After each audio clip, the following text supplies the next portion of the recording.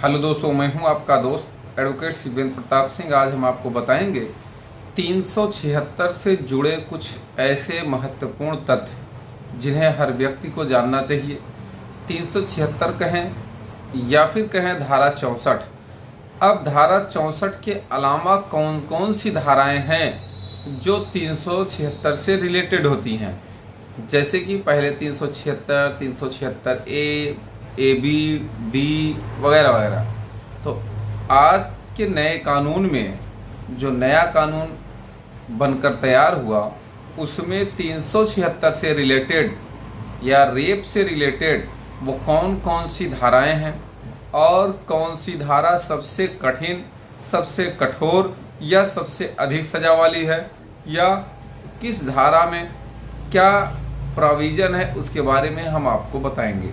सबसे पहले तो धारा 64 के बारे में अगर बात किया जाए, जो कि नॉर्मली हर व्यक्ति पर जैसे भी 376 लग जाती थी, किसी व्यक्ति पे लगाया जाता था नॉर्मली 376 रेप केस।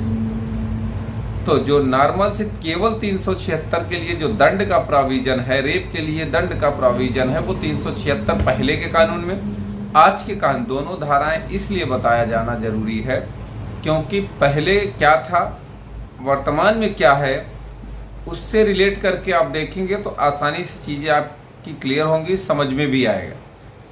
तो पहले 376 में मिनिमम 7 साल था, मैक्सिमम आजीवन कारावास।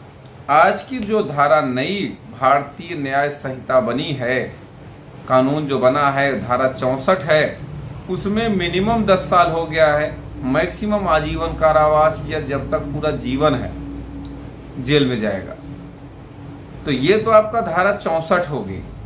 अब धारा 64 के अलावा बात करी जाए धारा 65, जो कि पहले 376 AB के रूप में था, आज वही धारा 65 हो गया है भारतीय न्याय संहिता। अब धारा 65 में क्या प्रोविजन है, अगर 16 वर्ष की आयु से कम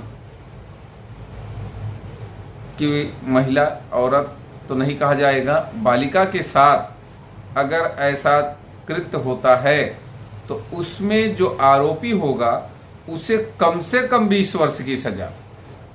यानी कि धारा 64 और 65 में यही अंतर है विशेष, कम से कम 20 वर्ष की सजा और आजीवन कारावास की सजा होगी। जुर्माना तो सब में होता है भाई, जुर्माना प्लस सजा दोनों में है, यानी कि जो सजा है प्लस जुर्माना हर एक धारा में है। तो जुर्माना कहें ना कहें वो ध्यान रखिए। उसके बाद आ जाइए धारा 66 भारतीय न्याय संहिता यानी कि BNS, जो कि पहले की धारा 376A थी। जो 376A थी आज वर्तमान समय में 376A की जगह पे केवल 66 हो गई है। अगर किसी भी महिला के साथ, किसी भी लड़की के साथ 376 जैसी घटना यानी कि रेप जैसा अपराध होता है और वो विकृत चित्त हो जाती है या फिर उसकी मृत्यु हो जाती है, तो ऐसी स्थिति में आरोपी को कम से कम 20 वर्ष की सजा होगी और आजीवन कारावास होगी, यानी या फिर मृत्यु दंड भी होगी। आजीवन कारावास वो भी नॉर्मल नहीं, कठोर आजीवन कारावास, जब तक पूरी लाइफ उसकी जेल में बीतेगी। आजीवन का मतलब ये समझ लो। ये धारा 66 का प्रभाव है। अब बात कर लेते हैं धारा 67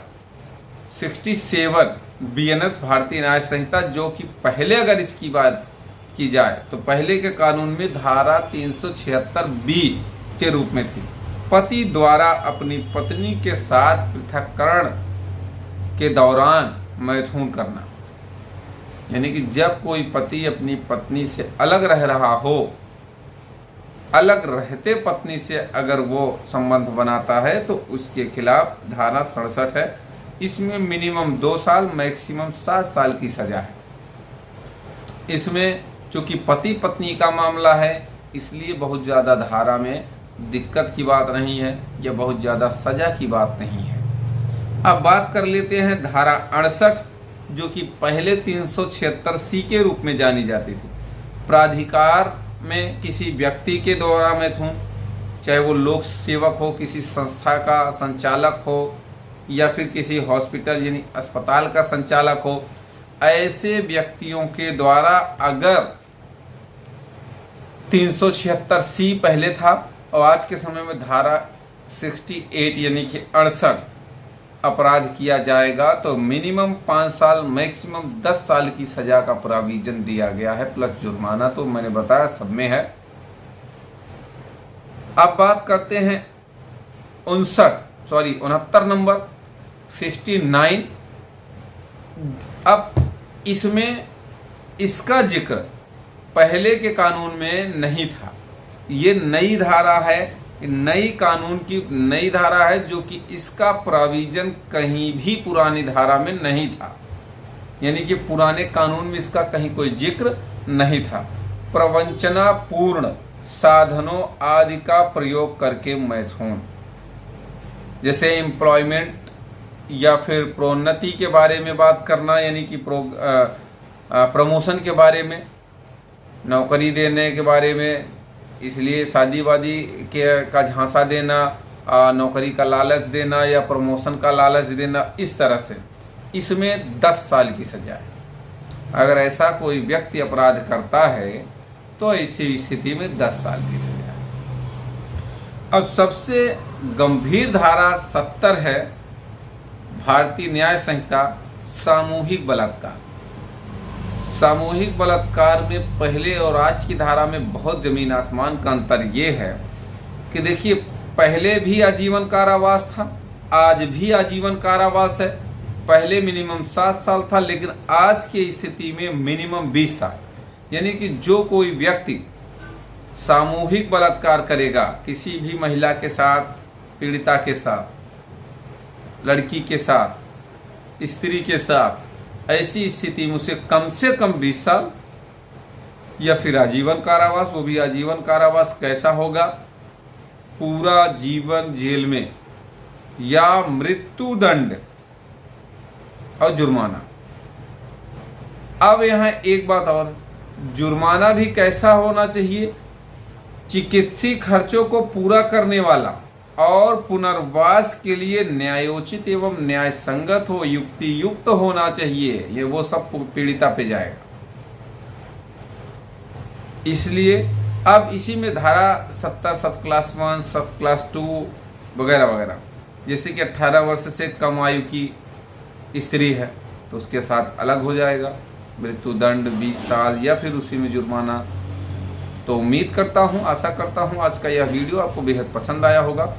अगर वीडियो पसंद आए तो वीडियो को लाइक करें, शेयर करें। यूट्यूब चैनल SP 72 कानून प्रयागराज को जरूर सब्सक्राइब करें। अगर आपका कोई शेष सवाल रह गया तो स्क्रीन पर चल रहे नंबर पर फ़ोन करके भी आप जानकारी ले सकते हैं।